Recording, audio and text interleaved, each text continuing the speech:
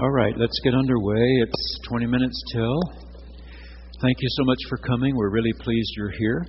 If you're new with us, we hope you will choose to come and be with us every Sunday. We're making our way through the Bible again, but this time not every verse of every chapter.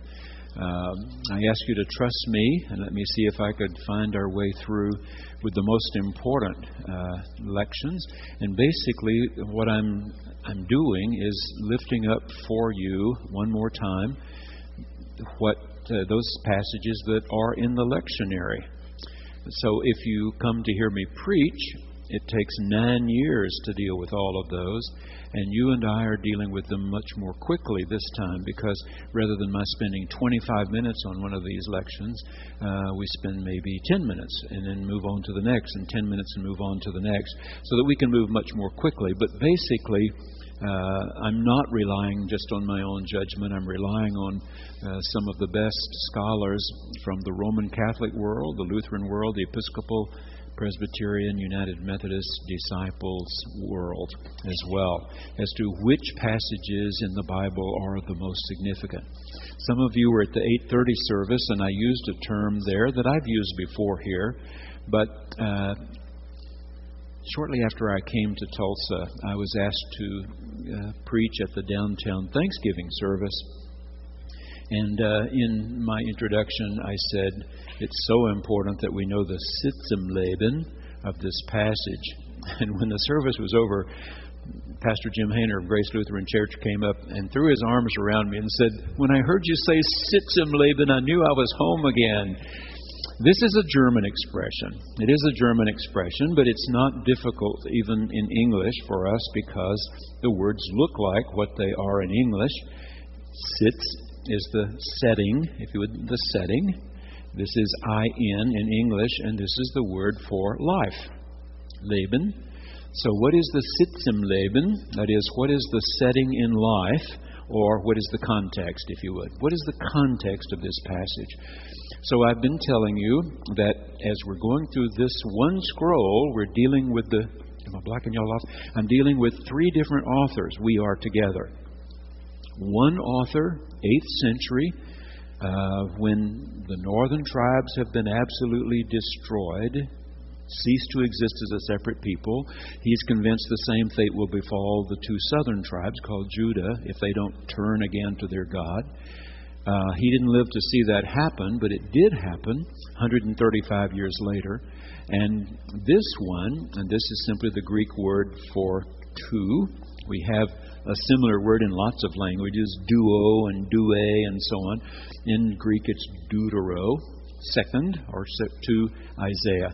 And this one, scholars believe, wrote the middle portion of the scroll, chapters 40 through 45, from Babylon, exiled in Babylon.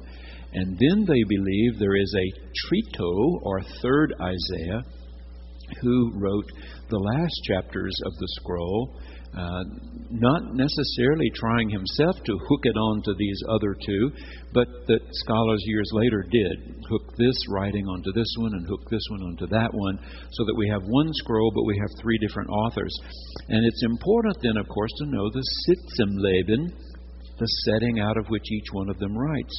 Because what you're writing here, when you're trying to get people to repent and turn again to the will and wishes of God, is one thing.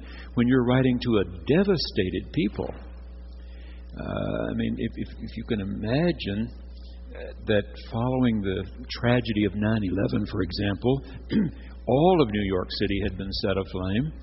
And we had heard that Chicago was in flames, and Dallas in flames, and Houston, and all these other cities, Los Angeles in flames. And we were rounded up somehow and force marched away to the Middle East. I mean, that would be something of what these people had felt, that they had no way of knowing for sure they would ever get home again. They were really afraid they might be assimilated into the Babylonian culture, as the 10 northern tribes were in fact assimilated into the Assyrian culture and ceased to be a separate people. Would they too give in and just become Babylonians or not? And I told you the three things that the priests who were here in Babylon, those who survived and made it to Babylon, still alive, were very concerned that their people would decide that if the Babylonians were so strong, then perhaps their God was the greater God, Marduk. Maybe the people would worship Marduk, and they were trying so hard to convince them that wasn't the way to go. It was in this period that we have Genesis 1 written. Scholars believe that the priest wrote it from Babylon. Genesis 1 is not trying to tell you how God created, it's trying to tell you which God created the heavens and the earth. And when people try to make it be how God created with 24-hour days and so on, they're missing the point entirely. It was about who created, not how. Who? The I am who I am, your Elohim, first spoke and brought light and brought order out of chaos and so on. All right. This is a very significant period, and this author is not the only one writing in that period. Ezekiel, we'll see, wrote in that period as well. He's not the only one. Jeremiah wrote in that period, but didn't go to Babylon. Jeremiah's close friends literally grabbed him, bound him, as it were, and made him go south to Egypt to escape. And he died there, never got out of Egypt. But nonetheless, Jeremiah wrote into the early part of that period. Ezekiel was there with this Deutero Isaiah, whoever this was. They were together in Babylon. And then this one, after the Persians, even farther east, modern-day Iran, overran modern-day Iraq, if you would, and modern-day Syria, expanded their Persian empire, told the Jews they could go home, if they paid heavy taxes, of course. So it was not without its consequences. Okay, so today we're going to start here again, chapter 49, which puts us in Deutero Isaiah in Babylon. All right. We'll start with chapter 49 after we pray.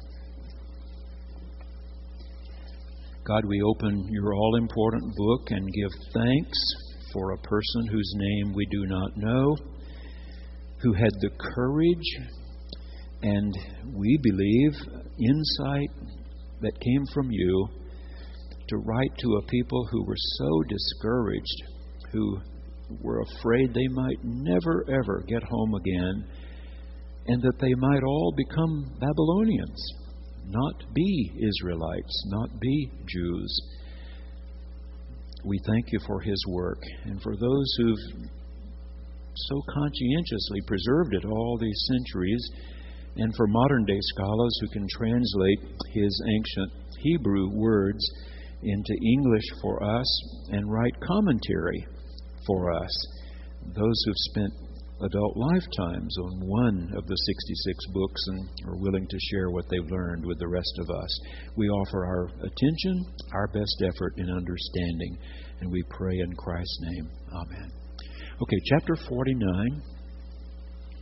Scholars say, out of this Sitzim in Babylon, that the author here is trying to do two things in this 49th chapter. Of course, remember, people who wrote the Bible didn't write in chapter and verse. It was converted into chapter and verse many centuries later, so that those who were teaching could help those who were learning to find the place. But it wasn't written that way. It was just written, start to finish.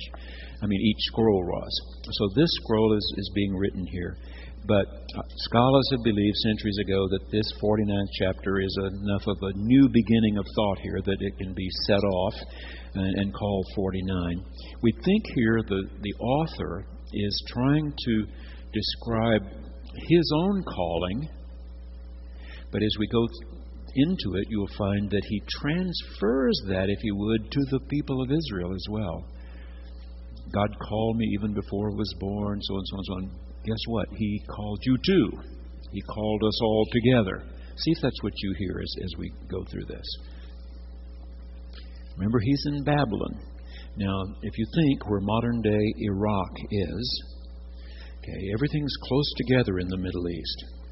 But it must have seemed a long way from where they were, between the Tigris-Euphrates River valleys in what is modern-day Iraq, all the way to the Mediterranean.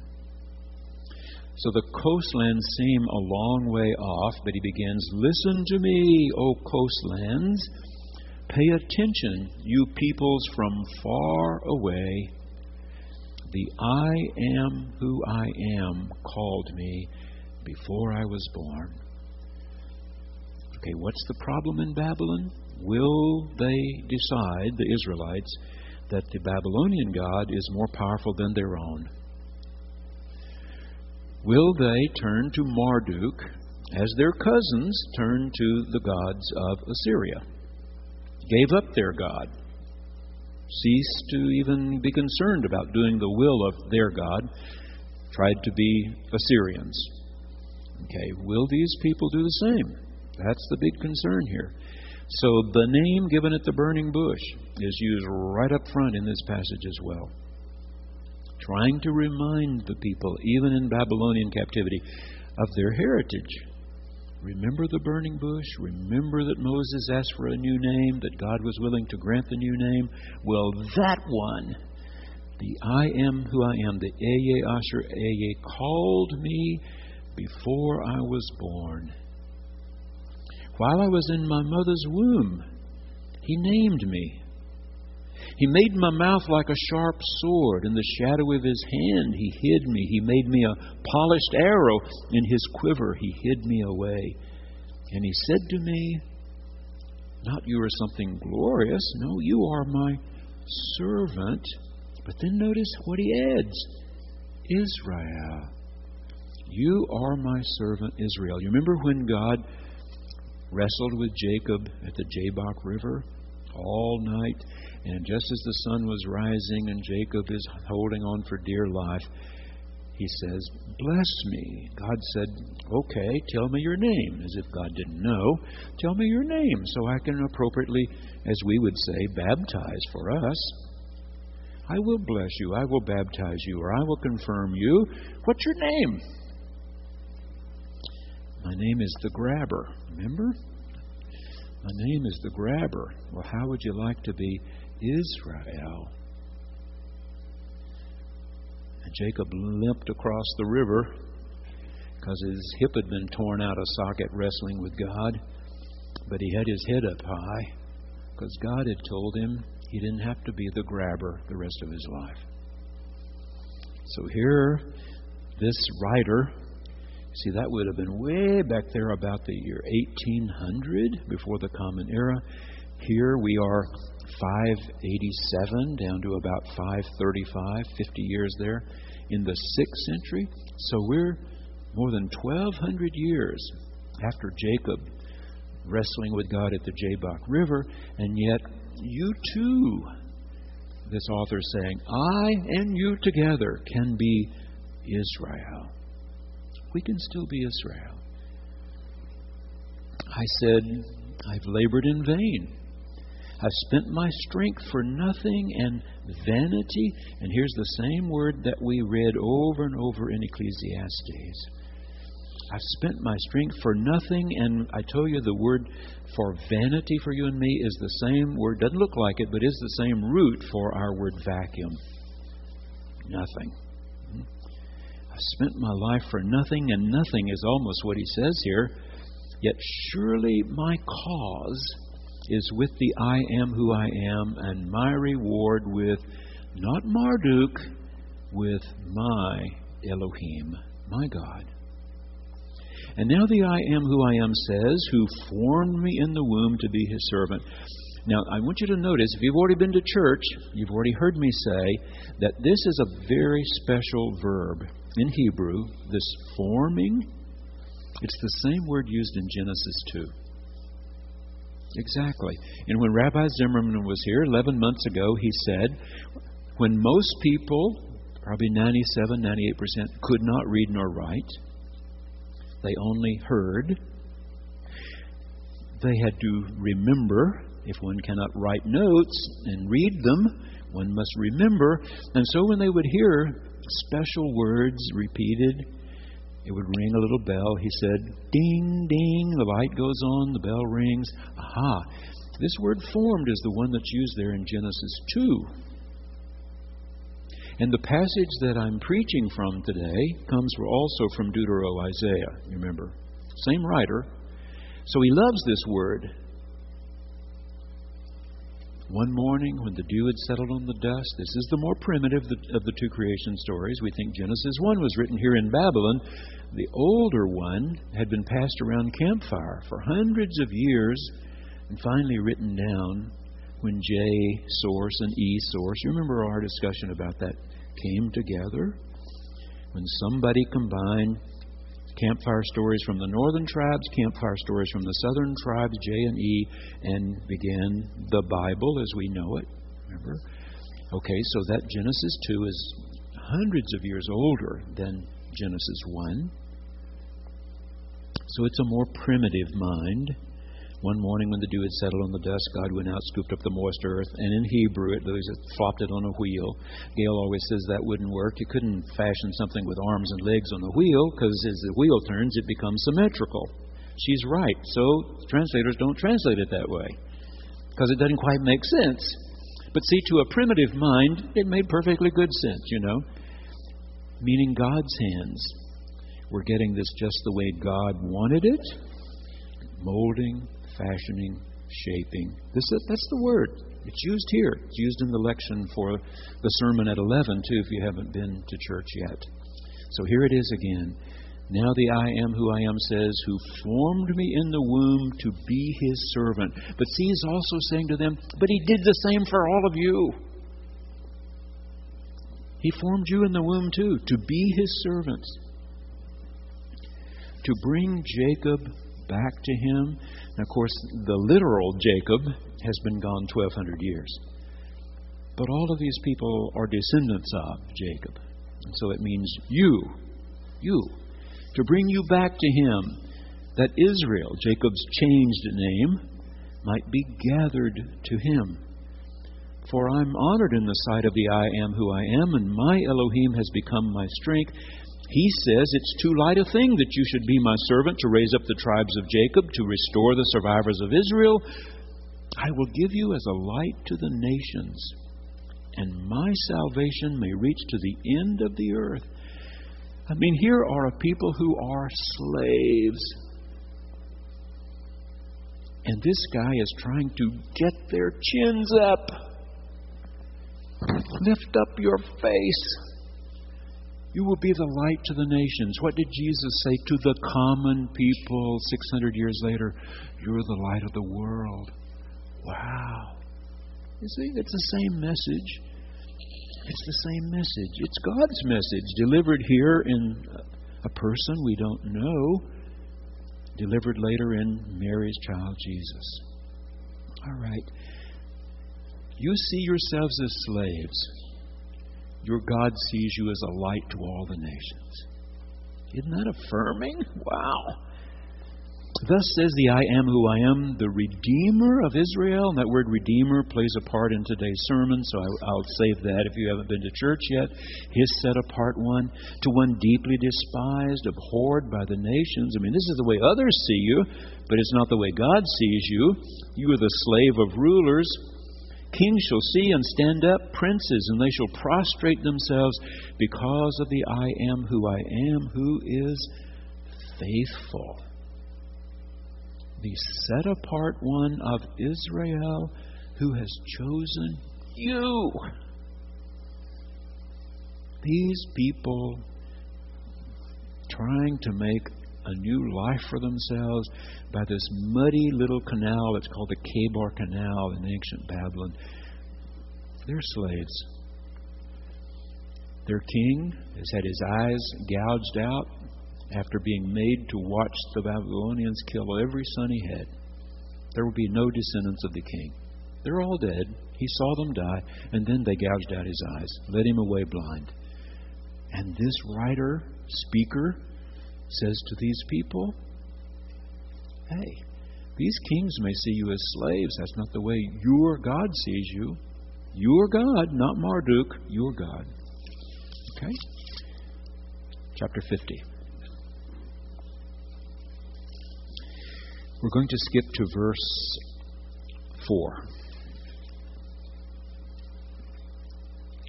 He continues with something of the same message here. I mean, he's saying it similarly again and again. the Eye Asher Eye. Notice how many times he gives God's name again and again. God for you cannot be Marduk. God for you must be the Eye Asher Eye, the I am who I am. That one, you see, the I am who I am Elohim, has given me the tongue of a teacher. Okay, hold a second. What does Torah mean? The teachings, the instructions.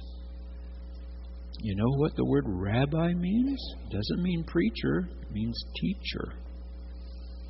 Our friend Charles Sherman is a teacher. Our friend Mark Fitzgerman is a teacher. Our new friend Zimmerman is a teacher, a rabbi. Jesus was called by many Rabboni, good teacher. So, this person, whose name we don't know, says, our Elohim, who gave Moses a new name at the burning bush. I mean, all this is involved in these words, has given me the tongue of a teacher. Okay, I'm going to follow in the tradition of the Torah, that I may know how to sustain the weary with a word. You see again his job? Get their chins up. Get their chins up. Help them to have this sense that God shaped and formed each one of them in their mother's wombs, and shaped and formed us as a people Israel. We are the light of the world. Get your chin up here. Morning by morning He wakens my ear to listen as those who are taught. In other words, what I'm teaching you, I believe God has taught me. The Eye Asher Eye, I am who I am, Elohim, has opened my ear. I was not rebellious. I did not turn backward. I gave my back to those who struck me. Okay, these who are beating us sometimes. All right, I may turn my back to them and they strike me. I do not turn my face to them. My face is to our Elohim, our God. My cheeks to those who pulled out the beard. You remember, hair was a sign of honor to them, and so when people, cut their beards or shaved their heads, that was humiliating somebody. Okay. They did this in New England, with women whom they thought had committed adultery or whatever, whether they had just cause or not. Cut their hair, haggle it off, a way of humiliating. So that's what he's saying here. I can't keep them from beating my back. I can't keep them from pulling out my beard any more than you can. I did not hide my face from insult and spitting. When Gail and I went to the camps in Poland and Germany, we've been to 8 of them. We spent hours at every one of them, half a day or so in each one. And they would tell us, now they have these wonderful audio, and where they found survivors of each of the camps, they've recorded them, and so they can tell you, go to a certain spot. That's where I was confined. But when I arrived that day, it was snowing. It was 15 degrees. They made us stand out in the snow. That wasn't enough, so they made us strip off all our clothes. They shaved our heads and all sorts of things. It's been done for centuries, to humiliate, to insult, to degrade. Well, that's happening to us in Babylon, he's saying. I know, it's happening to me too. But look at verse 7. But the I am who I am, Elohim. See how he puts those two right together every time? I mean, the Babylonians have a God, but it's not the right one. The Eye Asher Eye Elohim, that's the right one. That one helps me. Therefore, I've not been disgraced. You see, in the eyes of the Babylonians, he has been. They've struck him across the back, slapped him in the face, spit on him, cut off his hair, pulled out his beard. But they can't disgrace me because I'm a child of God. Is the idea here, you see? How powerful this is. Therefore, I've set my face like flint. Okay? I know that I shall not be put to shame. These people don't have it within them to put me to shame. I know myself to be Israel, a chosen one of God. That's what he's saying. He who vindicates me is near. So who will contend with me? Let's stand up together. Who are my adversaries? Let them confront me. It is the I am who I am Elohim who helps me. Isn't that wonderful? Chapter 52.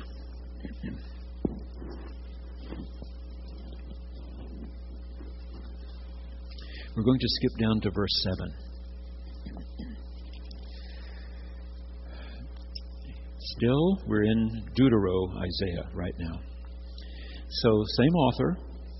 He's trying again. Message hasn't changed much, but you put the words together differently. Hope people will hear, understand, and be helped by them. So he's been trying to get the people's chins up, chins up here. I know what these people are doing to you. They're doing to me too. But we've got to remember we were formed and shaped in our mother's womb to be Israel. We know about light that shines out of darkness and order that can drive away chaos and so on. By the way, you know that the Jews do not prefer the word Holocaust to describe what happened to them. They prefer the word Shoah. And the word Shoah is the very word that's used in Genesis 1 for chaos. Okay. Chaos came back again under the Nazis in Germany. Okay, but look here. Verse 7. How beautiful upon the mountains are the feet of the messenger who announces shalom. The word here is shalom. So it's not just absence of war, but shalom, remember, means well-being. What do you need? Are you hungry? God wants you to be fed. Are you thirsty? God wants you to have drink. Bob Nunn, who was our administrator here at Boston Avenue when I arrived, was a POW in Germany. And he said the prisoners of war in Germany, as a rule, were treated better than prisoners of war in Japan and the Pacific. He said, I remember how cold the winters were when you don't have enough clothing. But in the summer, he said, the POW camp was really hot too. And I remember being thirsty most of the time. I remember he said, being thirsty most of the time. Shalom means God wants you to have what you need. You need something to eat. You need something to drink. You need something warm in the winter. You need to be cooler in the summer. So this is not just cessation of war. God is concerned about all of your needs. How beautiful upon the mountains are the feet of the messenger who announces shalom, who brings good news. And you notice how the four gospel writers all begin their work with this. They say it in slightly different ways. I'm about to begin the good news of Jesus Messiah. I'm about to tell you a story.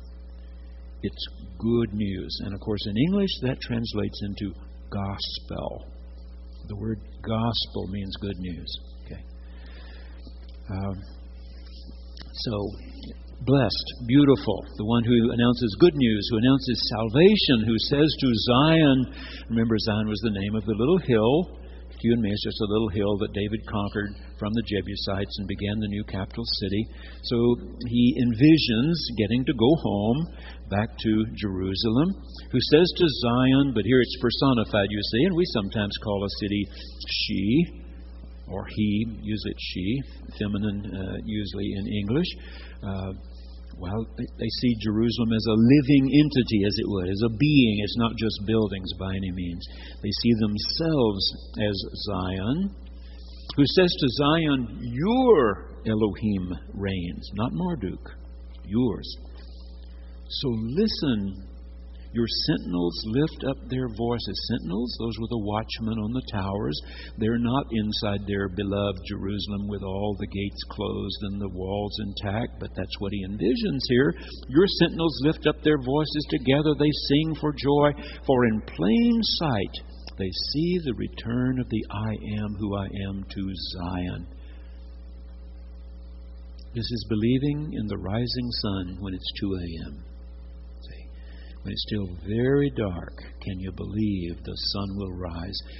in these horrible, muddy conditions in Babylon do you believe your God, not Marduk, your God, will lead you home?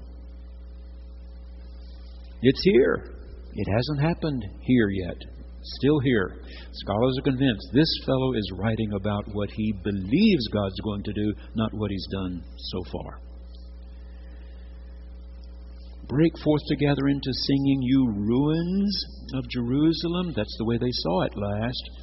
For the I am who I am has comforted his people. Notice how this scholar began his work. Remember, it starts with chapter 40. It's sung by the tenor soloist in Handel's Messiah. Comfort, comfort ye my people. That's the way this writer began. Here he picks up that word again in chapter 52. For the I am who I am has comforted his people. He has bought back Jerusalem from slavery. The Lord has bared his holy arm. This means has rolled up his sleeve. God has rolled up his sleeve before the eyes of all the nations, and all the ends of the earth shall see the salvation of Babylon's God? No, our Elohim. Okay? He has a big job trying to get their chins up. Chapter 55. Okay, we're going to jump to Trito, Isaiah. Just the Greek word for three. So it's similar to other languages in their word for tree. Tripod we have, and so on. So it just means third Isaiah. Different author. Now the Jews are not as sure of this as we Christians are. And, they believe these two authors may be the same. I was reading just recently Rabbi Gunter Plaut again. He was a professor of Charles Sherman, and I've come to appreciate his writings very much. I have several of his books, and he is not convinced. This could have been the same author time-wise. Here to here is 135 years, so that won't work. But here, this could have been in the latter part of the Babylonian captivity. They were there 50 years and could have survived into this one. But 13 months from now, when you hear Walter Brueggemann, he's coming. He is one of the best known, most respected scholars of Hebrew Scripture. In his commentary, he shows you a number of reasons why he believes these are two different writers. And he's not alone in that. All of the best of the Christian scholars that I know from our mainline seminaries, they believe there's a third writer here, not just two. So I'm going to do it that way because I believe their arguments are right for us.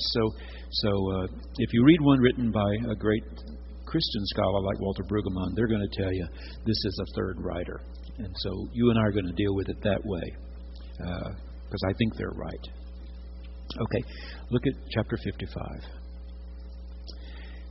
Now, when the third writer begins, the Sitzim Laban is back in Judah. Circumstances have changed. But again, I remind you, most of the Jews did not go home. And I told you that in a conversation with Rabbi Sherman a few weeks ago, before Thanksgiving, when I asked him, I said, Charles, I'm preaching from the Hebrew Scriptures again this year. I'm going to be dealing with a lot of these prophets. How many or what percentage of the people went home when the Persians said they could? And he said, our best scholars think maybe only 10%. And one of the reasons they believe so is that if you look on Rabbi Sherman or Rabbi Fisherman's library, in their personal libraries, you'll see these volumes of the Talmud. These are commentaries on the Hebrew Scriptures. And there are two sets of them. Look like encyclopedias almost to you and me. Two sets of them. One is called the Babylonian Talmud, and one is called the Jerusalem Talmud. And Tulsa's two rabbis think this one is better than this one because the best scholars didn't go home.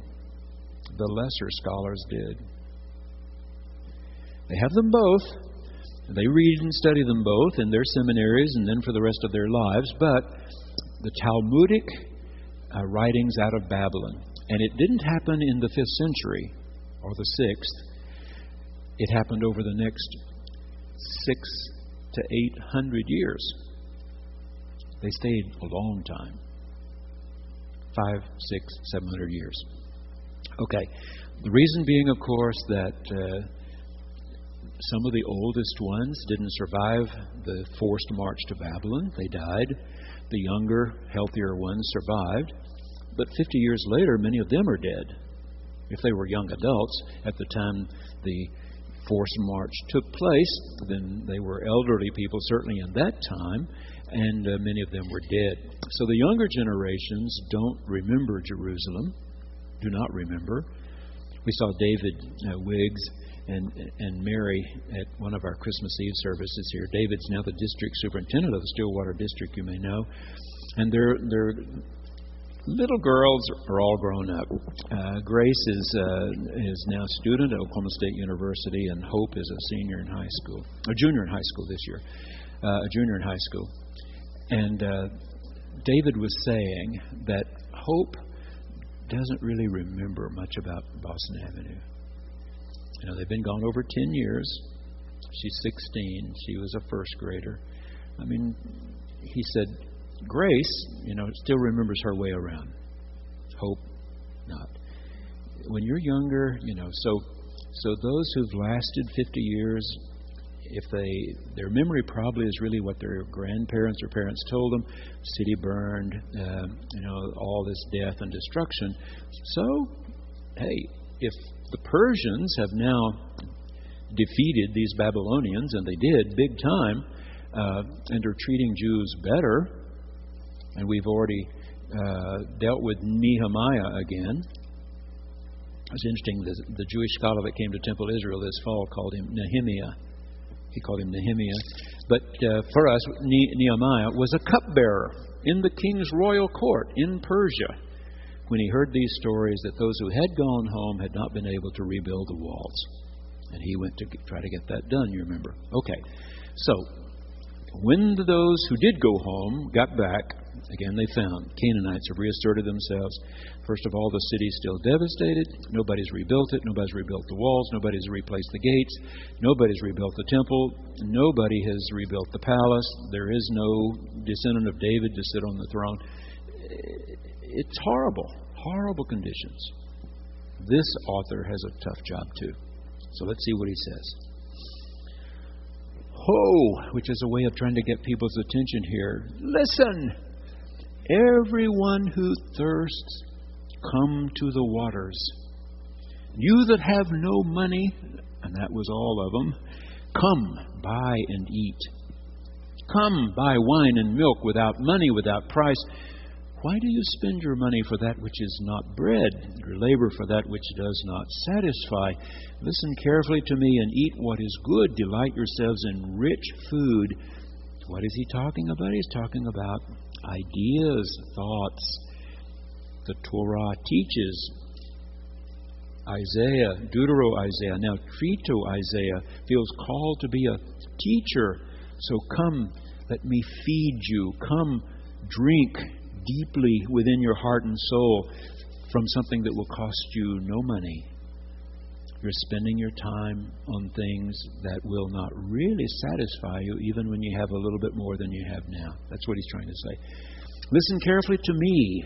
This is the food. Eat what is good. Delight yourselves in rich food.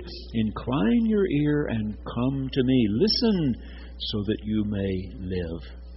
And John talks about when we come to believe in Jesus Christ, we are given life. We really know how to live. We're given abundant life. We're given everlasting life. So this, come so that you may live, really live. Excuse me. I will make with you an everlasting covenant. My chesed, this is the word, steadfast, sure chesed for David. Now David, of course, has been gone 500 years. But as they're sometimes called Jacob and Israel, they can be called David too. They're David's people, as you were.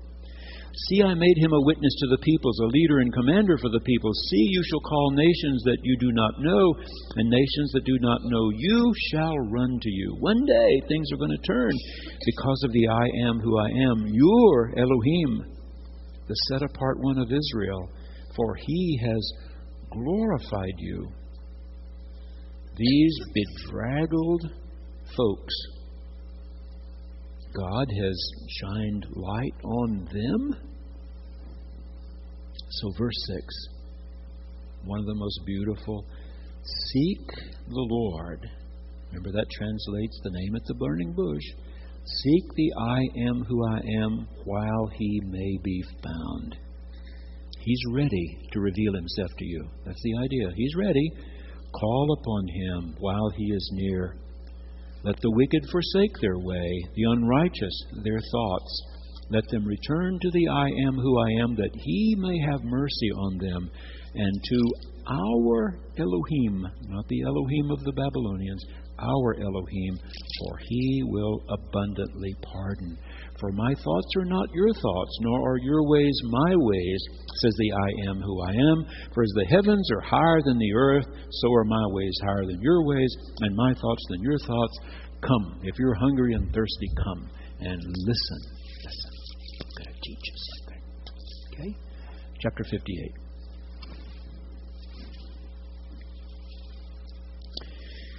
Here, he's talking to a people who've been allowed in Babylon no houses of worship, no temple. They have no synagogues at that point. So Ezra, you may recall, would help them get themselves together enough that they could rebuild the temple in time. And Nehemiah did come back and help them rebuild the walls. But that's not what they found when they first got there. So here, this Trito, Isaiah, is trying to encourage a proper worship of God. Shout out. Do not hold back. Lift up your voice like a trumpet. Trumpet, of course, for them was not a metal horn. It was almost for sure they're talking about the shofar, the ram's horn. Lift up your voice like a ram's horn. Announce to my people their rebellion, to the house of Jacob their sins. Yet day after day they seek me and delight to know my ways, as if they were a nation that practiced righteousness and did not forsake the ordinance of their God. They ask of me righteous judgments. They delight to draw near to Elohim. Why do we fast, they ask, but you do not see? Why humble ourselves, but you do not notice? Okay, here's the answer. Look, you serve your own interest on your fast day. You may do without food, but you're not focused on me. I mean, the doing without food is supposed to be so you will think about me and your relationship with me, but you're going through the motions, but they're not meaning what they ought, is what he's trying to say. Because you oppress your workers. You're not treating each other fairly, rightly. Righteousness has to do with right standing. Okay, you go all day without eating, but you're mistreating my people who work for you. That's the point. Okay. Look, you fast only to quarrel and to fight and to strike with a wicked fist. Such fasting as you do today will not make your voice heard on high. Is such the fast that I choose, a day to humble oneself? Is it to bow down the head like a bulrush, to lie in sackcloth and ashes? Why you call this a fast, a day acceptable to the I am who I am? Is not this the fast that I choose? Okay, notice, if you're going to fast, this is what I really want from you. Loose the bonds of injustice. Remember that involved everything from honest scales, when poor people came to the market to buy some grain, if they could only afford a handful, be sure they got good measure, the prophet said. be sure they get everything they can buy, even though they have so little. So unloosing the bonds of injustice had to do with anything that was not fair. To undo the thongs of the yoke, these are of an enslaved people, and the poor could be enslaved to the rich. To let the oppressed go free and to break every yoke. Is it not to share your bread with the hungry and bring the homeless poor into your house? When you see the naked, to cover them, and not to hide yourself from your own kin. Then your light shall break forth like the dawn, and your healing shall spring up quickly. Your vindicator shall go before you. The glory of the I am who I am shall be your rear guard, protecting you, as it were, as you move forward. Then you shall call, and Yahweh will answer. You shall cry for help, and He will say, here I am. Okay, so prophets we think of as those who cry out for justice and righteousness, and that's exactly what we have here. You fast and say, God doesn't listen? It's because you're not behaving properly. And so you can understand Jews who've grown up on this kind of material saying to us Christians at Jewish Christian dialogue sessions, when they occasionally hear, some person of religion say Jews are going to hell or whatever, and they say, I don't really care what you think about that.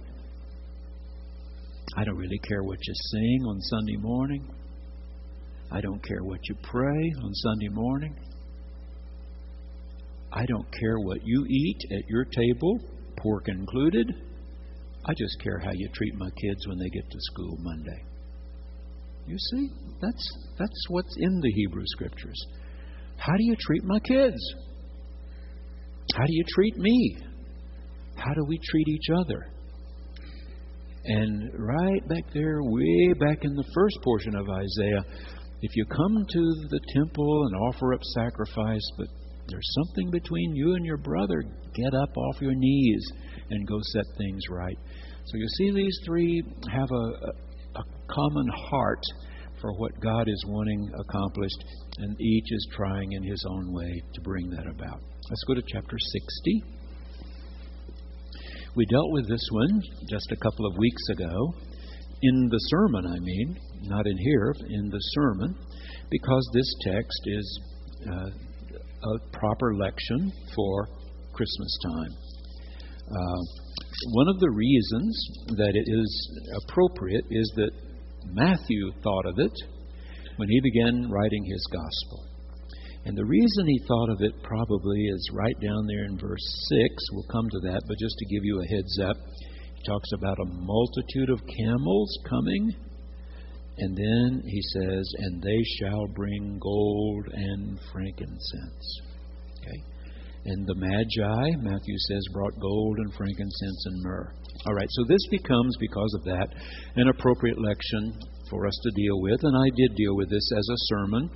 And I won't do nearly 25 minutes on this, but I want you to hear again this great text, because it is a great text. The message is similar. Arise, shine. Rabbi Gunter Plaut, in his commentary, says, make your face beam. That's the way he translates it. Stand up and make your face beam, because you believe, even if it hasn't happened yet, your God, not that of the Assyrians, not that of the Babylonians, not that of the Egyptians, but your God is doing a great thing. And it's just going to get better and better and better. Hold up your chins. Hold up your chin. Make your face beam, for your light has come. And our light, remember, is reflected light. You heard that? When I was a little child, I still remember one of my Sunday school teachers said, you are not the sun, you are the moon. I've never forgotten. Yeah? She said to all of us, you're not the sun, you're the moons. The sun generates its own light. Moons reflect light. And that's what Jesus said. You're the light of the world. City set on a hill cannot be hid. But he ended up by saying, let your light so shine that they may see your good works, but glorify your Father who is in heaven. So hold up your chins. Make your faces beam. Your light has come, which you are to reflect into God's dark world. The glory, remember, glory has to do with light. I still remember when I was a child that my dad worked around drilling rigs that were steam-powered. When I was a little boy, steam-powered. And then, of course, they finally got on to diesel and so on that would power these rigs. But while I was in high school, the company my dad worked for was going to drill a deep test well. In East Texas, this was deep that long ago. They were trying to drill down as much as 20,000 feet. And many of the oil and gas sands around there were 3, 4, 5,000, 7,000. They were going to see what they could find. And my dad said, this may be the last steam rig you will ever see, because they're learning how to make the diesel ones more and more powerful. But right now, the steam is a more powerful rig. I want you to come down and watch how they do this. And so after school, I went down to the rig a number of times. Well, it took them months that they were working on that particular well. But I remember, he wanted me to see how the whole thing ran. And so the heaters, to heat the boilers, generate the steam, had a little hole like this. And I remember that many years ago, they called it the glory hole. It's where you light the pilot. The glory hole has to do with light. So the glory of the I am who I am has risen upon you, like the sun rising. Huh? The sun's rising, be the moon, if you would, my Sunday school teacher said. For darkness shall cover the earth, and thick darkness the peoples. In other words, for some it's still the worst of times. But the I am who I am will arise upon you, and His glory will appear over you. And guess what? Nations shall come to your light, and kings to the brightness of your dawn. The I am who I am is the rising sun for you. He is your light. Reflect His light. When I first arrived in Tulsa, I was contacted and asked if I would serve on the board of Downtown Tulsa Unlimited. And I wanted to be involved in our community, and particularly in anything that would benefit the downtown. And I said, how often do you meet? Once a month. When? And it was on a Thursday morning at 8 o'clock. I said, I can do that. I'll put that down. So I became a part of the Downtown Tulsa Unlimited board and served on that board for 29 years. We were disbanded a little over a year ago. That's a whole other story, and I'm still half mad about that, because we worked all those years to try to get something going in the downtown. And we helped mayor after mayor present proposal after proposal, and Tulsa turned them down and down and down and down and down. And finally, we got things moving downtown, and they said, Downtown Tulsa Unlimited, we don't need you anymore. Get out.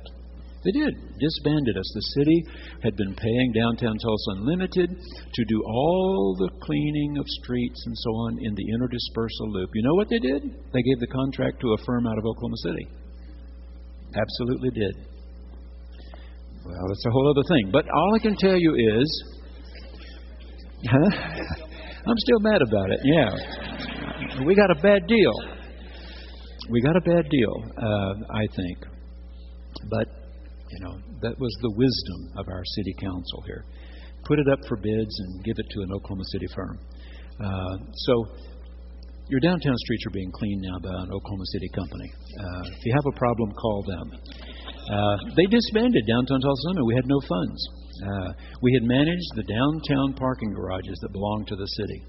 Our organization managed them. I mean, we were not for profit. We weren't making any money. We were just trying to benefit the downtown. We did all the cleaning. We maintained all the public parking garages, administered them, and so on. And once they said, the city council took that away from us, took away the maintenance, and we had no income, so we couldn't function anymore. But through that 29-year period, I saw the different executive directors, and Jim Norton, I thought, was the best of them all. Jim Norton poured his heart into this city, and he wasn't from Tulsa. He was brought into Tulsa. He wasn't a native here. And he worried and worried about the downtown, and he would bring expert after expert after expert to speak to us and say, well, this is what you need. This is what will work. This is what will help. And we would finally get a proposal together and get it through the necessary bodies, and the voters would turn it down. Just unbelievable. One thing, let me tell you something that city planners say. Dr. Jack Crowley was brought here about 2 years ago now from the University of Georgia. He had worked for Williams Companies many years ago when Williams was first doing some of their major work downtown with their Williams Tower and so on. And then he ended up eventually becoming a professor, PhD, University of Georgia, in city planning. And enough private entities here in town paid his salary for 12 months to come to Tulsa and tell us what ought we to do about our downtown. And you know, one of the things they say, the more freeways you build, the farther people will move from the downtown. You make it easy for them to get home. So build more freeways, more loops and more loops and more loops, and they'll move farther and farther and let your inner city die. That means they let the Tulsa public schools die too, of course. So people move out. If you have no great tax base and so on, then it greatly hurts Tulsa public schools. So it hurts all kinds of things, you see. Build more freeways, more loops and loops around town, they'll move farther and farther and farther away. If you make it more difficult, they'll live closer to work. And if you'll provide public transportation that's dependable and clean and affordable, they'll ride like they still do in the great cities of Europe. He talked about, light rail. Dallas has got light rail now. Houston's got light rail. We could have light rail in Tulsa as well. And he had a great plan. I mean, the city owns blocks of land, for example. They have a big block of land right across the river. It belongs to the city. It's worthless, virtually. It's producing nothing. And Jack Crowley, Dr. Crowley, was showing Downtown Tulsa Unlimited that the city could lease that land for 50 years to developers that would build beautiful high-rise apartments. And if you would run a little light rail train from it across the river, this new bridge they're going to build across the river is going to be a double-decker. Dr. Crowley and Downtown Tulsa Unlimited got ODOT to agree to make that a double-decker bridge so that you could have trains going underneath, including a little light rail train. The city could generate enough income off tax dollars there to make it so you could ride the little train for a quarter. Get on the train for a quarter, and it would stop at the BOK Center. It would stop at the Old Lady on Brady. It would stop at the Drillers Baseball Park and so on. It could eventually go all the way to the airport and come back and so on and so on. All kind of things. If you give them, public transportation that's clean and reasonable and dependable, they'll use it. And they'll live closer. Now, all I'm saying is, I believe we need the heart of our city to be strong. We need live bodies in the heart of our city. And we've made great strides the last 3 years. The BOK Center was a big, big turning point. And now other things have happened. And every time you get one business, it helps feed another. And one more hotel feeds a restaurant. And a restaurant feeds a hotel and all this sort of things. Guess what? This fellow knew that a long time ago. This one, Trito Isaiah. You need your city, he was saying. You got to rebuild the temple, and you got to rebuild the walls, and you got to hang the gates again, and you got to have other nations bringing you the abundance of the sea and camel caravans coming up from Saudi Arabia. You got to become this great crossroads again. From Egypt to Persia, from Saudi Arabia to Europe, right through Israel. Well, listen to him. Nations shall come to your light, kings to the brightness of your dawn. Lift up your eyes and look around. They all gather together. They come to you. Your sons shall come from far away. Your daughters shall be carried on their nurses' arms. You shall see and be radiant. Okay, again, make your face beam, Rabbi Gunther Plaut says. Make your face beam. Your heart shall thrill and rejoice, because the abundance of the sea shall be brought to you. The wealth of the nations shall come to you. A multitude of camels shall cover you. The young camels of Midian and Ephah, all those from Sheba shall come. Why was that important to put Sheba in? Because that's where the wealth came from when Solomon was king, right? He's remembering the glorious days of David and Solomon, when in fact the queen of Sheba did come and bring many, many gifts. They shall bring gold and frankincense. Frankincense, you know, is a rosin that comes out of plants in Saudi Arabia. It makes a wonderful smell when it's lighted. Gold and frankincense, and shall proclaim the praise of Egypt's God? No. Assyria's God? No. Babylonia's God? No. Persia's God? No. Israel's God. Israel's God. Proclaim the praise of the I am who I am. Okay?